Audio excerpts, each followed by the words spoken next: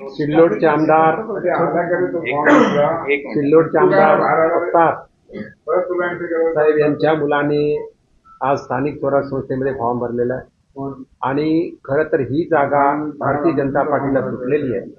महाराष्ट्र राज्याचे मुख्यमंत्री माननीय फडणवीस साहेब, उपमुख्यमंत्री माननीय शिंदे साहेब आणि उपमुख्यमंत्री सुमित्राताई पवार यांनी मिळून हा निर्णय घेतलेला आहे. आणि खरं तर अब्दुल सत्तार पक्षाचे एकनिष्ठ असतील तर त्यांनी हा फॉर्म भरायला नको होता.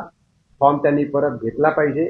आणि त्याहीपेक्षा आम्हाला आठवतंय जिल्हा परिषदची निवडणूक सर्व ठिकाणी युती होती, पण त्यांनी सांगितलं माझ्या विधानसभेमध्ये मात्र मी इंडिपेंडंट लढले आणि ते लढले आणि शेवटी भाजप जिंकला.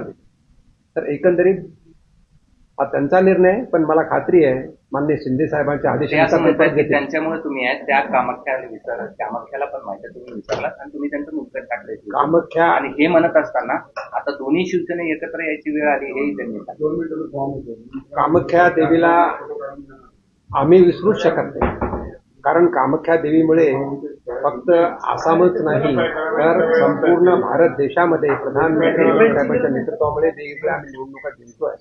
तर खऱ्या अर्थाने ज्यांचं त्यांचं हे जे आहे पक्षाच्या विरोधात काय करायचं ते शिंदे साहेब नक्कीच त्याच्यावरती निर्णय घेतील का. महायुतीचा निर्णय झालेला आहे आणि हे अब्दुल सत्तारांनी कामाख्या देवीची महंती सांगावी किती हास्यास्पद आहे. खरी तर गोष्ट स्वतःच्याच सृष्टीला आव्हान देणारे हे व्यक्तिमत्व आहे. यांनी ज्या ज्या पक्षात गेले त्या त्या पक्षातल्या प्रथम सृष्टीलाच आव्हान दिलेलं आहे आणि हे सृष्टीला आव्हान देणार आहे. त्यामुळे त्यांच्या पद्धतीने डोमकम कावळ्यांनी शाप द्यावा तसं आम्हाला त्यांनी शिकवलं. ठीक आहे, धन्यवाद.